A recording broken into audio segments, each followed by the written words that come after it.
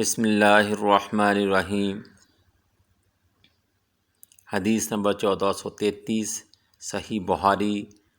حضرت اسماء رضی اللہ تعالی عنہا فرماتی ہیں کہ نبی کریم صلی اللہ علیہ وآلہ وسلم نے مجھ سے فرمایا کہ خیرات کو مت روک ورنہ تیرا رزق بھی روک دیا جائے گا۔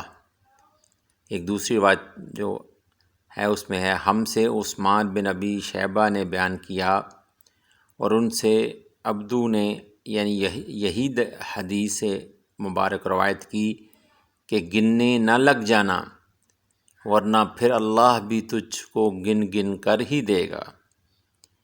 یہاں بتایا جا رہا ہے کہ اللہ تعالیٰ کی طرف سے ہی رزق ہے، لیکن انسان کی بدقسمتی یہ ہے کہ جب انسان کے پاس رزق نہیں ہوتا تو اللہ کے آگے روتا ہے، اس سے دعائیں مانگتا ہے کہ مجھے رزق عطا فرما۔ جب وہ اس کو رزق عطا فرما دیتا ہے تو پھر انسان یہ سمجھتا ہے کہ میں نے یہ کمایا، میں نے میری ایبلٹیز کام آئی، میں نے بڑی محنت کی۔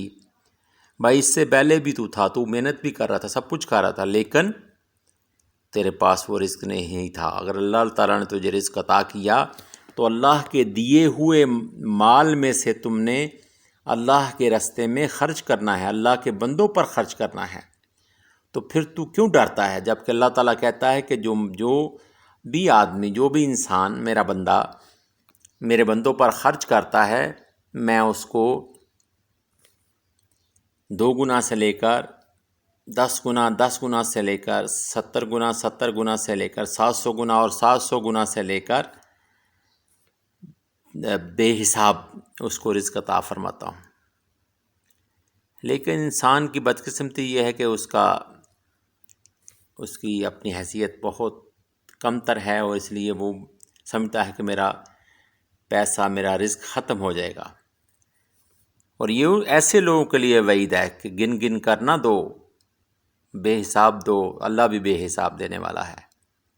اور خیرات کو مت روکو، اگر تمہارے پاس 10 روپے ہیں تو اس میں جتنے بھی ہو سکتے ہیں وہ بے شک سارے خیرات کر دو، اگر سارے نہیں کر سکتے تو آدھے کر دو، آدھے نہیں کرتے تو تیسرا حصہ کر دو۔ تو پھر اس کا حاصل یہ ہوگا کہ اللہ تعالیٰ کے راستے میں جب رزق تقسیم کیا جاتا ہے، اللہ کا دیا ہوا رزق اسی کو دیا جاتا ہے، اسی کے بندوں کو دیا جاتا ہے۔ تو اس لیے کہتے ہیں کون کسی کے در پہ جاتا ہے وقت مجبور کر کے لاتا ہے۔ تو ہمیں صدقہ و خیرات جاری و ساری رکھنا چاہیے۔ اگر 1 روٹی ہے تو اس کو آدھی دے دو، آدھی نہیں دے سکتے تو کم از کم اس کا تیسرا حصہ دے دو، تیسرا حصہ نہیں دے سکتے تو چوتھا حصہ دے دو۔ اللہ تعالیٰ تمہارے رزق میں مزید اضافہ کر دے گا۔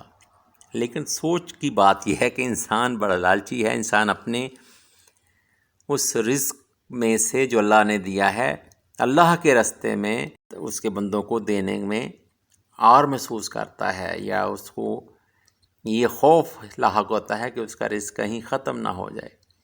ہم نے کئی ارب پتی لوگ دیکھے ہیں کہ جن کے پاس بہت زیادہ اللہ تعالیٰ نے ان کو عطا کیا، لیکن انہیں یہ توفیق عطا ہی نہیں ہوئی کہ وہ اللہ کے راستے میں خرچ کریں۔ وہ اتنے لالچی ہوتے ہیں کہ وہ چاہتے ہیں کہ ان کا جو روٹی بھی کھاتے ہیں، جو وہ کھانا بھی کھاتے ہیں، وہ بھی کوئی دوسرا ہی ان کو کھلا دے۔ استغفر اللہ، اللہ تعالیٰ معاف فرمائے۔ تو وہ سب کچھ پھر چھوڑ کر اس دنیا سے جب چلے جاتے ہیں تو پھر کیا حاصل؟ وہ تو وہی رزق کام آئے گا جو اس نے اللہ کے راستے میں خرچ کیا ہوگا، فی سبیل اللہ، اللہ کی راہ میں خرچ کیا ہوگا۔ یہاں پہ تو حالات ایسے ہیں کہ لوگ زکوٰۃ دیتے ہوئے ڈرتے ہیں، زکوٰۃ نہیں دیتے کہ ہمارا رزق کم نہ ہو جائے۔ استغفر اللہ۔ حالانکہ یہ مال و زر دینے سے کم نہیں ہوتا، بڑھتا ہے۔ یہ آپ لوگ بھی آزما لیں، یہ آزمودہ چیز ہے، اس میں کوئی دوسری رائے نہیں ہے۔ اللہ تعالیٰ ہم سب کو اللہ کے راستے میں اللہ کے بندوں پر خرچ کرنے کی توفیق عطا فرمائے۔ غربا و مساکین و یتامہ پر آپ لوگ خرچ کریں، اپنے عزیز و اقارب، اپنے ہمسائیگی میں دیکھیں کون غریب ہے، کون مستحق ہے، اس کو چپکے سے جا کر بغیر کسی دوسرے کو خبر کیے ان کو یہ چیز صدقہ خیرات دیں اور ہدیہ بھی دیں۔